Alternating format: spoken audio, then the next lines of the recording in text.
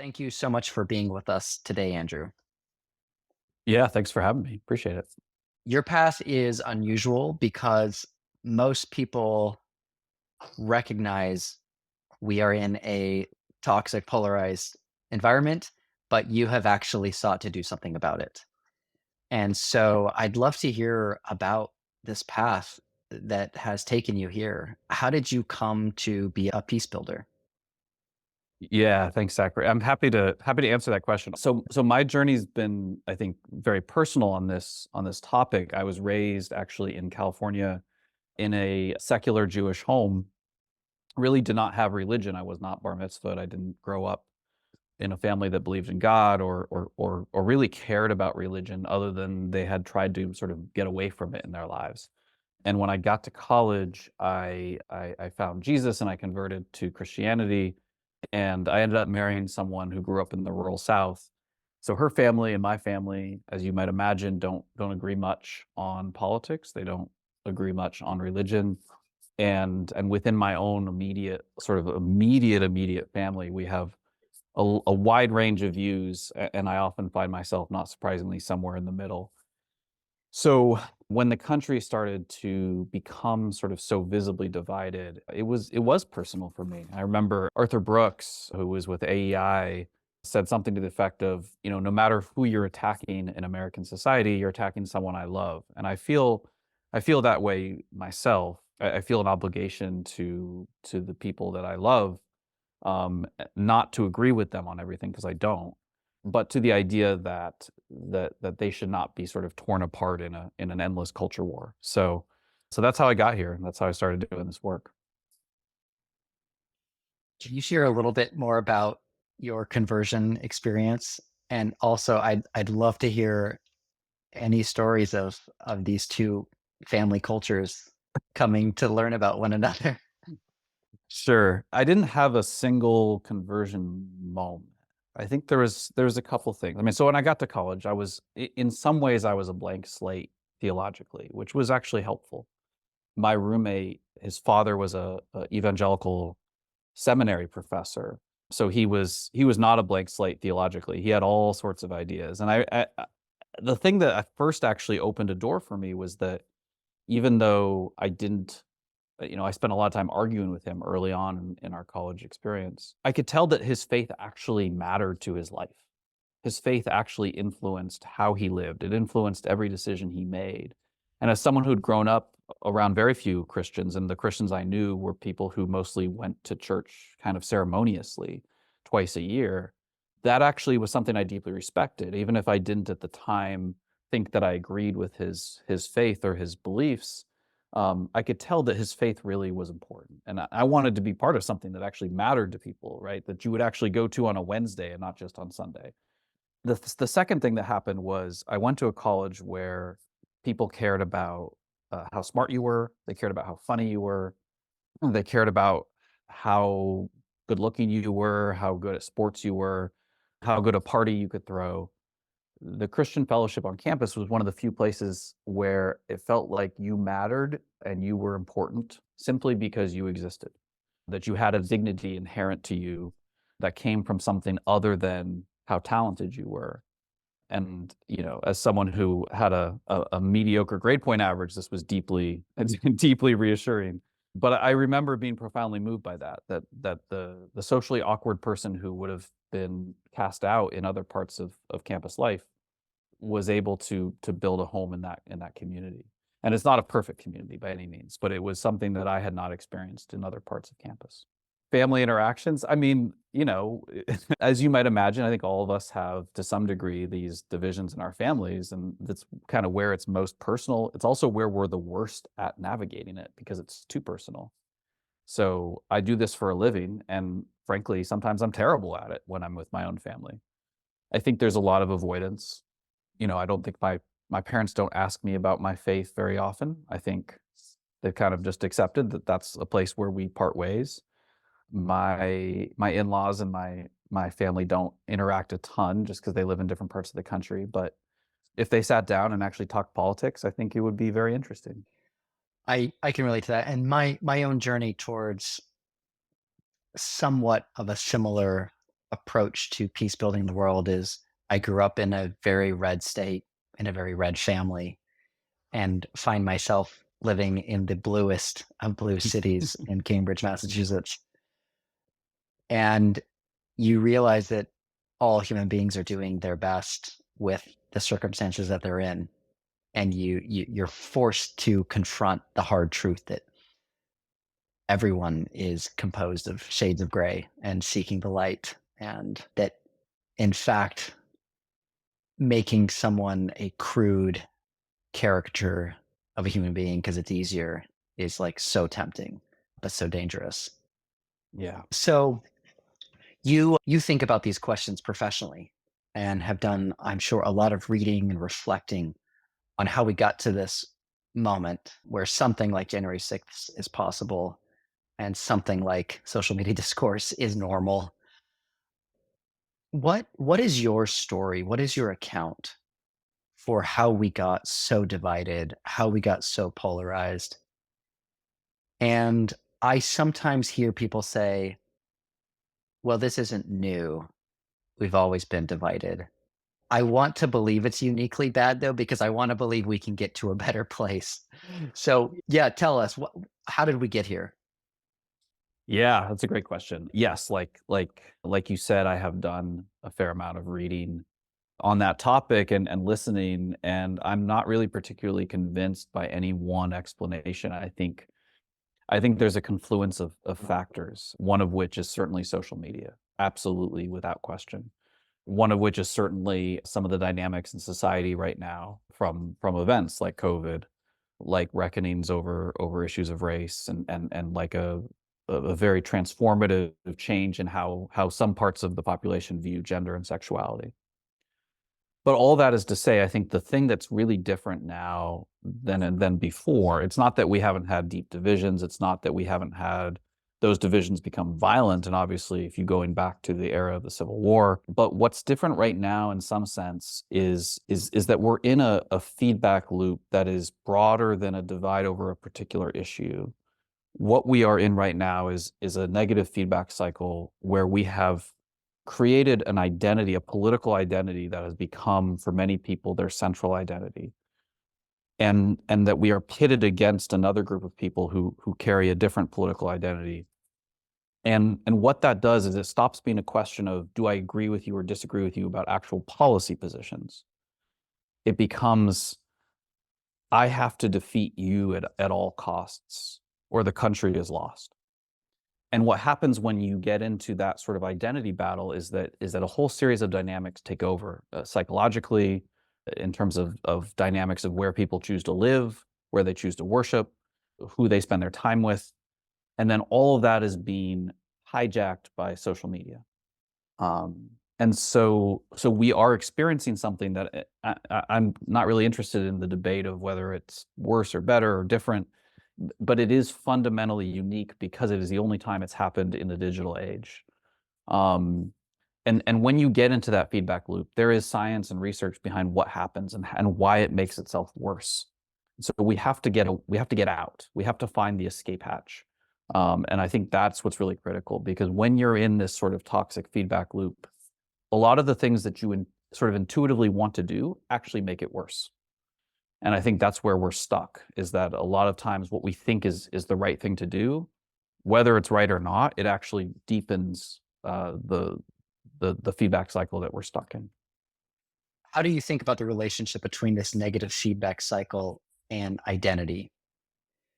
Um, because I can imagine one accounting for how we got here is it was once easier to have thick forms of local community and identity that weren't so wrapped up with political ideas, perhaps. So you were a Lions Club member, you were a volunteer at the church, you were um, a cousin, but a lot of those thicker forms have become harder for a variety of reasons, and so to feel belonging, you're like, well, I'm a Democrat or I'm a Republican or I'm anti woke. Yeah, absolutely. So what I would say, in many ways, the discussions that we have over history, right? We used to have a healthier, thicker community belonging, sense of belonging. It wasn't applied fairly, equally, or justly. And so in many ways, what we have now is we've worked hard on those issues of justice and equality. And at the same time, we're losing, not because of that, but separately, we're losing those forms of identity that actually hold society together. So you look at how disconnected we are from others, how lonely so many people are, how many people seem to find their identity in politics, which is really a form of idolatry that is unable to fulfill the deepest needs of human beings. If we're looking for belonging in our politics, if we're looking for hope in our politics, certainly if we're looking for salvation in our politics, we're not going to find it. And so there's so many Americans who are sort of spinning, and online is a place where they find other people like them. And one way to connect is to find people who agree with your political views. But ultimately, what holds society together, in my view, is faith, is community. It is belonging to things with people who you don't agree with. It's belonging to things with people who don't look like you, people who don't worship like you, who don't vote like you, people who have different experiences than you, people who immigrated from other countries, people who have experienced forms of hardship in our country that maybe you can't relate to. And so only through knowing them can you begin to understand better what they've gone through. Those things happen locally. They happen in person. They fundamentally happen at scale, so to speak, only when they're happening in local communities around the country. And the more that these institutions fall apart, families, faith institutions, local gatherings, the more they're torn apart because people can't see themselves being part of a book club with someone who would vote for X person, the more it just further tears apart, our shared society. So, were there communities in the recent or more distant past where people who were very different from one another actually did come together and create bonds of friendship to help soften polarization? Because Yeah, my understanding is that for as long as America's been around, the most segregated hour in America is Sunday morning. And I'm trying to think of examples of what I think Bob Putnam calls like cross-cutting mhm. connections or something like this. And I'm not sure if have we ever been good at that? I mean, it seems like most of these communities were pretty homogenous, the ones that were thicker. But tell me where I'm wrong. Yeah, no, it's great. First of all, it's great to nerd out over cross-cutting identity. So cross-cutting identity is I'm a Democrat, you're a Republican or whatever, but we both care about the homeless in our community, right? It's something that connects you, even if it's not the thing that's the most important thing in your life. And cross-cutting identities are critical. In countries where cross-cutting identities fall apart, that's when you end up in civil wars. And there's actually research on that around the globe. I don't think that we've ever fully mastered it as a society, obviously, but also I think what we're undertaking here in the United States is ambitious in a way that maybe hasn't ever been accomplished in other parts of the world. I mean, I think what we're trying to do in a country that has had the history that we've had, that has the diversity that we have, that has the cultural and political and geographic scope that we have, the idea of building a democracy that all of us belong to, that we can work out our differences peacefully, that is a massive undertaking. And when you look at the history of human civilization, that is an anomaly, right? This would be a phenomenal accomplishment. I do think we've had glimpses of that world, right? You have it in the military, you have it in sports, you have it in places in society where people do interact together across those lines. We have a partner that we work with that is bringing together Israeli and Palestinian teenagers to sing together. I mean, if they can sing together, right, that is a pretty profound form of cross-cutting identity, and they're doing it right now, even amidst what's going on. So I think we do see places where it happens. Where we're struggling is that we're going in the wrong direction in some ways. So the church has always been the most segregated hour. And we know that racially. What we're now seeing in the sort of evangelical and mainline Protestant Christian world is now those churches are dividing over politics too. So it's not enough that they're already, only worshiping largely with people who have the same color skin as them, but now we're seeing a lot of churches where people can't worship together if they don't agree on politics. So that's going the wrong direction, and that's what we have to work on. Okay, solutions then. What what does work? I mean, maybe starting with this amazing choir you just mentioned. How do you get people who should hate each other to come together and at least try to love each other? Yeah, that's a great question. I mean, for me, I have a personal answer that I think is a big part of our work, but then I can also give you the more tactical answer, right? And for me, it starts with loving your enemies. When Jesus says love your enemies, he in many ways he's upending thousands of years of human history, right? All of our existence had been about how do I survive? How do I keep my people safe from those people or from those animals or whatever was going on back then? Everything was about us versus them. And simply that simple concept of actually it is our obligation to pray for people who oppose us or who persecute us. That is a sort of a breakage moment, I think, in human history. So when I think about, I go to all these conferences with nonprofits and bridge building work, and there's always, what's your initiative? What's your intervention? What's your training? And I always just start with um, when Jesus says pray for those who would do you harm, that is literally a practical thing you can do in your day. When I stop and pray for someone who I'm mad at, it reshuffles my orientation of who I am and what I'm supposed to be doing in that day. And imagine the impact if all of us did that across the country. One of the big things we do is build trust in our organization between religious communities that don't trust each other. And part of the reason they don't trust each other is because they have an incorrect assumption about who that other community is, right? One of the things that makes polarization toxic, again, it's not that we don't have real disagreements, we do. It's that we actually have a false idea of who other people are. We think they're more extreme than they are. We think they're more monolithic than they are. We think they hate us more than they do on average. And so oftentimes what we'll see when we get a more progressive congregation, a more conservative congregation, is that actually just the act of building trust, getting them to the point of being in the same room, is just about sort of getting rid of those false ideas that they have.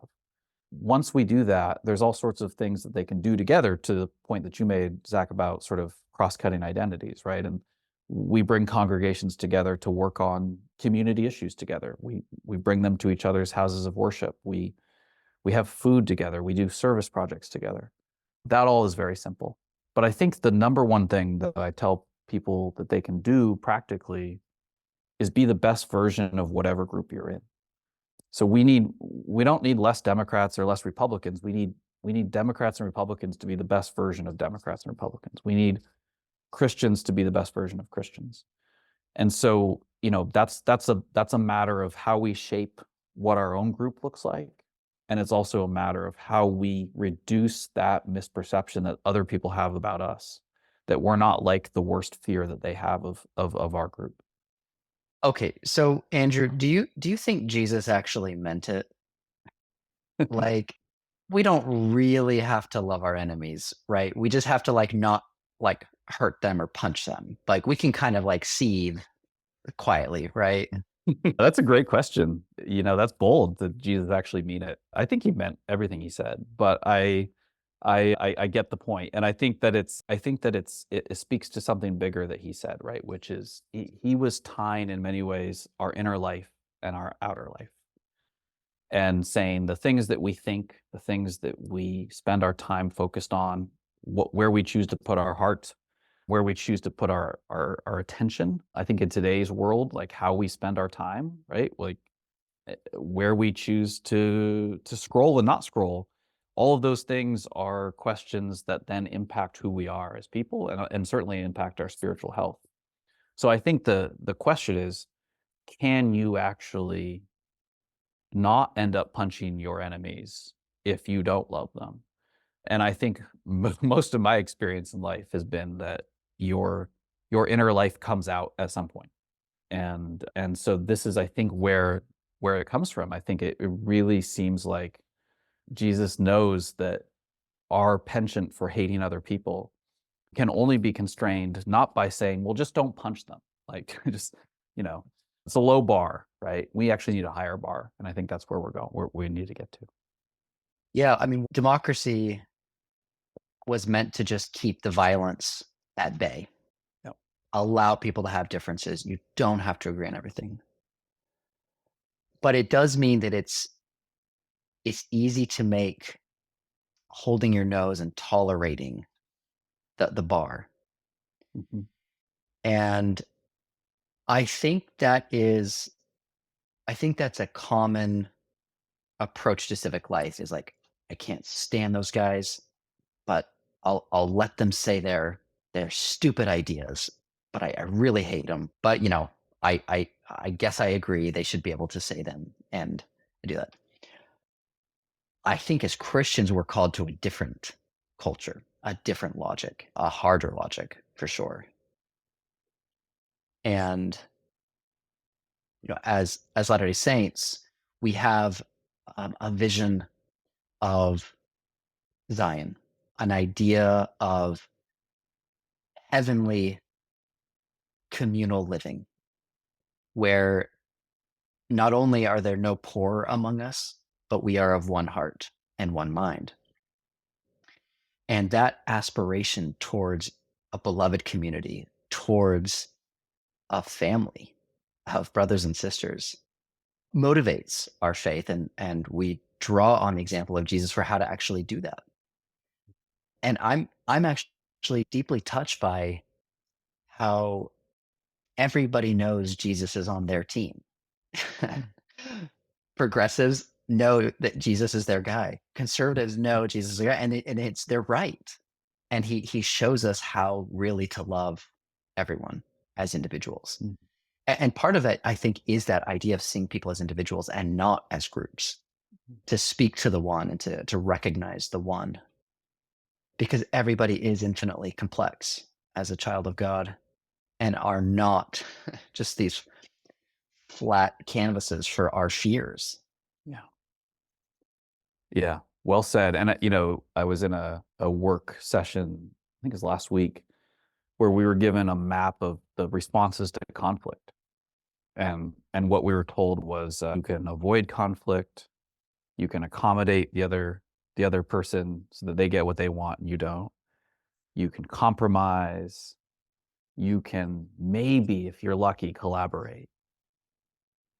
And I thought, no, there's something better than all of those, right? There is actually transformation. There's transcending conflict. There is the ability to see someone no longer as your opponent at all. And is that easy? No, it's not easy. It's not easy at all. And I know that there are people who have gone through things in their lives that make that very difficult for very, very legitimate reasons. And I think there's also just the human nature of, like, yeah, no, I don't want to spend time with people who want to hurt me or my family, right? This is why this is so difficult. Um, but I think as an aspiration, as a goal, our goal should not be to tolerate people. Our goal should not be to find middle ground or all become purple instead of red or blue. I think that what Jesus calls us to is to transcend and transform conflict wherever we can, wherever we have the ability to do so, knowing that we're not going to be able to do so all the time in every situation. And that's the idea that animates why I do the work that I do. And I think for our organization, that's our goal. We're never trying to get people just to come to the middle. We're trying to get people to go up. Okay, I want to push you a little bit because I want to give some space to someone who says, "Yeah, all this loving talk is, in theory and in abstract, good. Mm. But what if you are someone who worries about the Trump movement ending democracy or jailing opponents?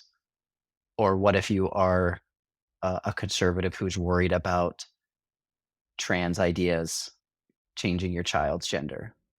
In those cases where you're like, I am really scared, like truly fearful of what this person or group of people are trying to do. Like, what does it mean in that case to love your enemy? Yeah, no, absolutely. I mean, I think first of all, I think the one thing that we can control is ourselves. So, as a starting place, and not the end to that, not the end answer to that question, but as a starting place, um, we're overwhelmed by the enormity of these things, right? You scroll through the news on your phone, and it can feel just devastating sometimes. And so, I think for us, it's like, what is the one thing we can control? And the one thing we can control is our spiritual orientation. So again, loving your enemies doesn't mean that it is your responsibility to go out into the street and find the person most likely to harm you and go hug them, right? That is not what it means. I think it's an orientation, it's a way of being in the world that in general makes us better able to reflect God's love for other humans in our own lives. More concretely, I think to your question, the other thing that happens in toxic polarization is we become incredibly bad at persuading anyone. So all of the incentive structures push us to perform for our own side. Here's how you say the thing that gets you applause from the people who already agree with you. It actually makes us much worse at persuading anyone else that we're right. So when it comes to issues where you feel a deep, deep sense of importance, like we have to get this right, and I have to convince other people, all the things that push us apart make that harder. And so, one of the things that happens is that we spend increasing amounts of time with people who agree with us. Your arguments actually get softer, they get weaker. It's only when you come into contact with ideas that are different that you get sharper actually in honing your own ideas and where you feel very strongly. And I've seen this, I mean, so many places in our society, and you can even see it in politicians. I mean, I remember used to hear politicians say things that seemed like they were intended to try to win over undecided voters, right? Or at least convince someone of the rightness of what they believe. Now, if you listen to politicians, it's like if you listen to a politician, if you're not already in their camp, you're almost less likely to ever want to vote for them, right? Because everything they're saying is just code for their own group to hear. So if you feel strongly about issues and you want to persuade people, I think it's actually imperative that we get out of this doom cycle. Can faith and religion actually make this stuff better? I mean, we've seen weaponized Christianity. We've seen what happens when religion gets really wrapped up in these identity battles. I mean, is it actually a force for good and peace? And how could it be more of a force for good and peace? Yeah, I mean it has to be. And there's no question that all too often religious leaders and religious communities have done things that have pushed people away from them, pushed people away from faith, caused more division, more hurt, more harm. There is no like we have to build institutions that earn trust. And you have to earn trust. You don't just get it, right? And so there is an imperative on those of us who believe deeply in our faith and who believe in the institution of faith that we have to gather in churches and synagogues and mosques and not just have a sort of a personal relationship with God that doesn't reflect out into the world.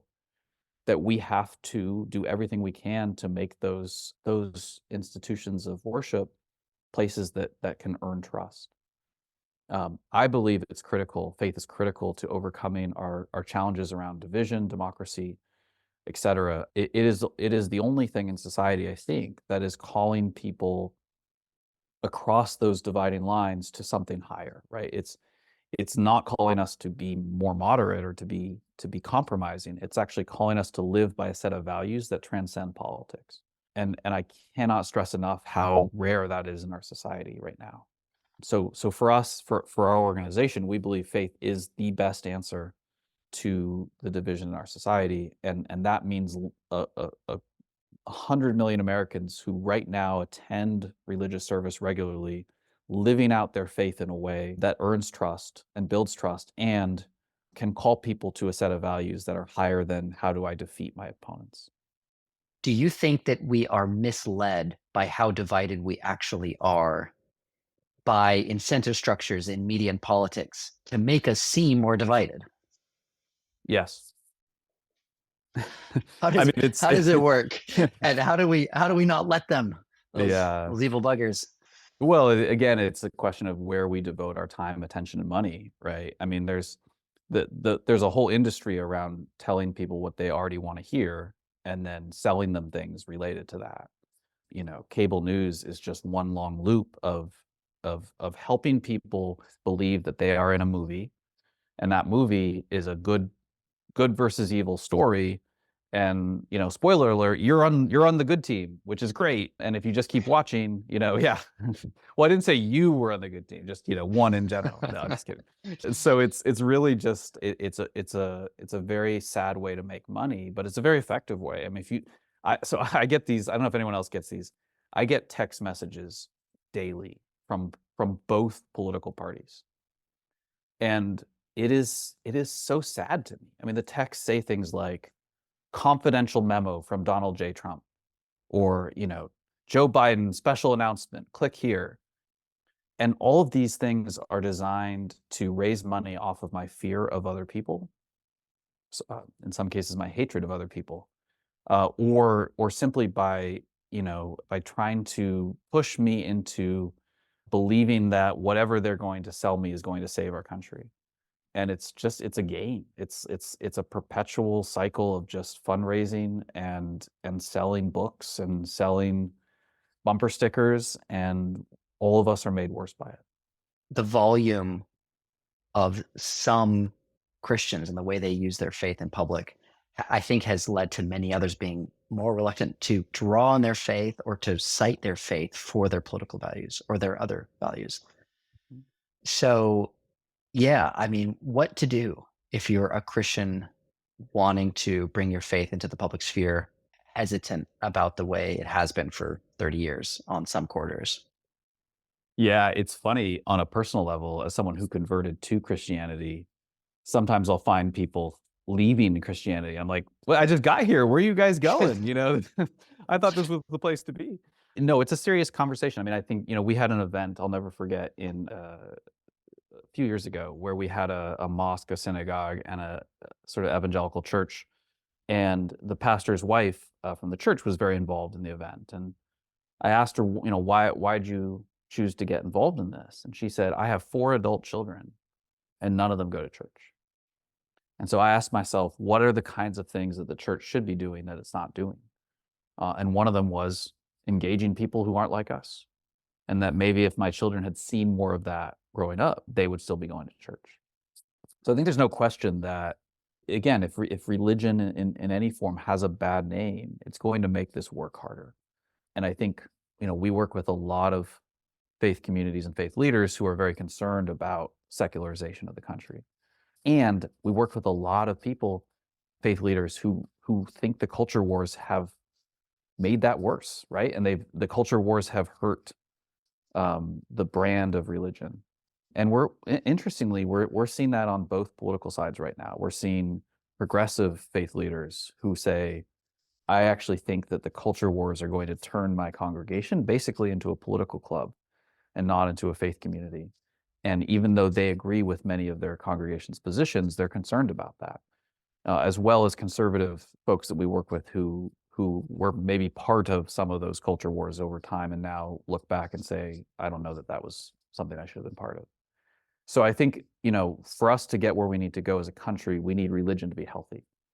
And for religion to be healthy, we have to be living in a way that compels people, that draws people to us instead of pushing them away. And I think, I've always sort of believed as Christians, people should see our actions and think, wow, like, who are those people? What do they believe? I want to be part of that. And I think anything we do that creates that kind of idea is positive. So, Latter-day Saints, as you know, aren't like Protestant communities where each pastor kind of can lead his congregation how he or she wants.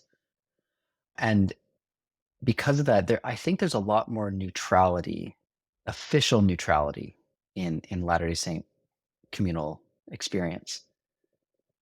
Do you think that that's better or healthier to sort of not talk about our political beliefs at church? Or do you think it is in fact better to bring those conversations into your faith community? Yeah, it's a great question. It's in some ways the question that we sort of get a lot when we work with faith leaders, especially, a lot of evangelical pastors who have vacillated between just don't say anything, just talk about Jesus and it'll all go away is kind of, I think sometimes the perspective. And then others who very much don't agree with that. I think the answer is in some ways a combination of both in the sense that if faith communities don't speak into the issues of the world, someone will. So we are all being shaped by something. And if it's not our faith community, it's likely something like the internet or cable news. That doesn't mean that every single political issue should be, the topic of the day when you go to worship God on Sunday, right? And so I think that there's a balance where a healthy congregation, a healthy community can speak with each other and into these issues without it becoming somehow again the centrality of the point of the community.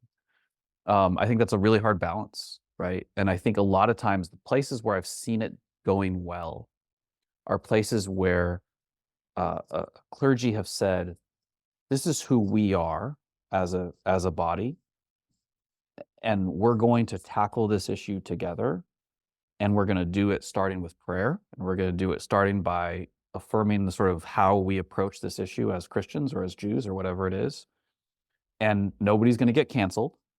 And like we're going to engage it together, which means we're going to have hard conversations with each other, but we're going to do it as one body.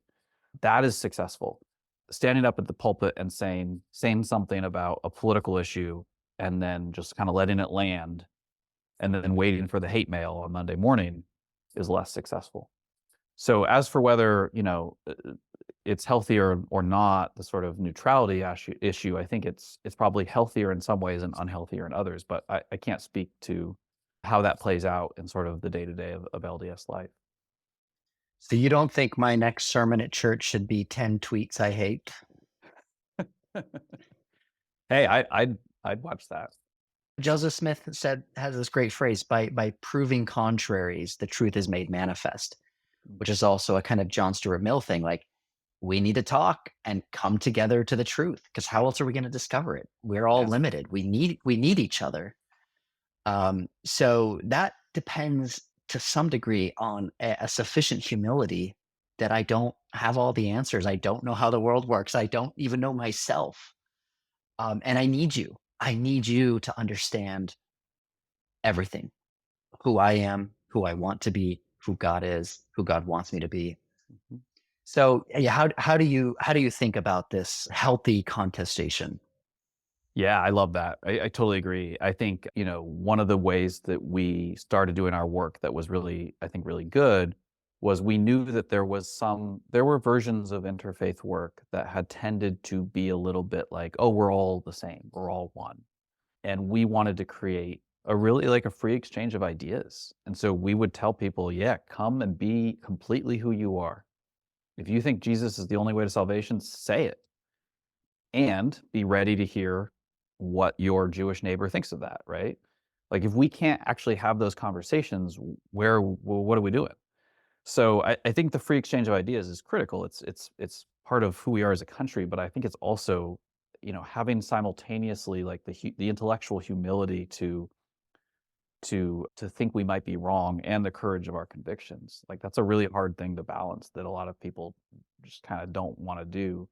We're not aiming for consensus. We're not aiming for a middle ground compromise. But we all get better when we have a healthy exchange of ideas. And we try to build this internally. So our staff is trying to be what we're trying to do in the world. So we have progressives, conservatives, people of different races and religions on staff. And so we build this into our values. We say we want to have a challenge culture where people can challenge each other and be challenged. And that it's so cool to watch that play out because it, it's actually it's on you to speak up when you think maybe no one wants to hear what you have to say. But it's also on other people to create an environment where you're more willing to speak up. And that's a hard thing to do, but it's when you start to actively do it in your life, I find it's really liberating, actually. There is an argument that we are witnessing the end of a time when Western Europe and North America was broadly hegemonically Christian in culture, and that Christianity will become more and more marginalized as a cultural force and as a community, and that we are seeing a kind of neo pagan culture emerge. Now, let's just assume that there's some truth to that story, and we may see Christianity wane in influence and Christian norms wane. What do you expect Christian life to look like when a lot of Christian assumptions about forgiveness and generosity and kindness just aren't taken for granted, but the spirit of Nietzschean will to power is triumphant? Do you think that we're prepared as a body to, to maybe even experience some persecution? Or do you think that this persecution complex is part of the problem? Hmm. These are easy questions you're asking, Zach. These are small things. No, it's a great question. I think, look, I think Christianity was founded on the margins, right? And in my view, in many ways, Christianity thrives more when we're not seeking political power and worldly power, but we're seeking to be a light in the midst of darkness. And I think that even if our numbers are shrinking in some sense, I think maybe that's going to help us be who we're supposed to be.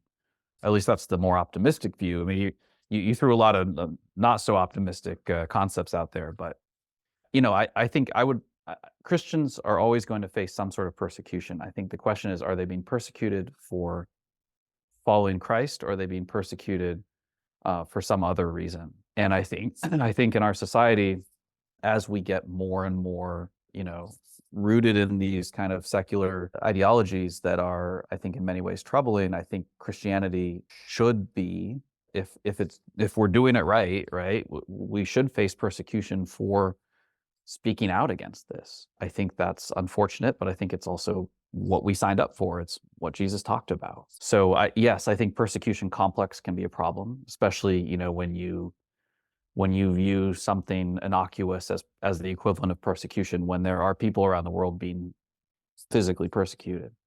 And I do think that our culture is hostile to many Christian ideas, and I'm clear-eyed about that. I worry about it in terms of my own children, and in public schools. I worry about it in terms of conversations I have with people and what I see out there. So I think there's a truth to that, as well as a concern about becoming sort of like martyring ourselves in ways that are not healthy. But I'm more optimistic than Okay. the picture you painted. So for the record. Yes. So I've painted the pessimistic view. Why don't we end on what gives you hope, Andrew? Yeah, absolutely. I mean, I think in many ways, I think sometimes the darkness that's out there in our culture, in our politics, sometimes you need to look into the abyss to realize that you want to step back. And I think the reality is that the vast majority of people in our country don't want this kind of toxicity. I find myself often in conversations, even with people who are way on the extremes of the political spectrum, who tell me that they don't want this. I don't meet very many people who say, "Oh, you're trying to make America less divided? Well, that's bad." And I think in our work, we see this transformation all the time. We see people building relationships with people that they never thought they'd build relationships with. And what's really cool about it is we see people doing that through a spiritual orientation. I'll never forget, we had a progressive clergy member who we were inviting into relationship with more conservative Christians. And she went and met with a person who she was friends with and told them about that. And that person's response was, "Oh, I don't need to meet with those people. I already know what they believe." And she said something about that struck her as wrong. It struck her as not who she wanted to be. This idea that she already knew what other people were and who they were. And so there was this spiritual response to that, that even if it was hard, it's what she wanted to be. It's who she wanted to be in the world. And I think that is profoundly needed in this moment, and it's profoundly countercultural in this moment. And I think there's a lot more of us than we realize who want this. So I'm encouraged by that. I'm encouraged by this conversation and by what you guys are doing and by being in relationship with you all. So thank you for having me on. Thank you so much for joining us today, Andrew. All right, thanks so much for listening. We really hope that you enjoyed this conversation with Zach Davis and Andrew Hanauer. To find out more about the good work that Andrew and his team are doing, you can go to oneamericamovement.org. And if Faith Matters content is resonating with you and you get the chance, we would love for you to leave us a review on Apple Podcasts or wherever you listen. We read all of the reviews and it really helps us to get the word out about Faith Matters, and we appreciate the support. Thanks again for listening, and remember, you can check out more at faithmatters.org.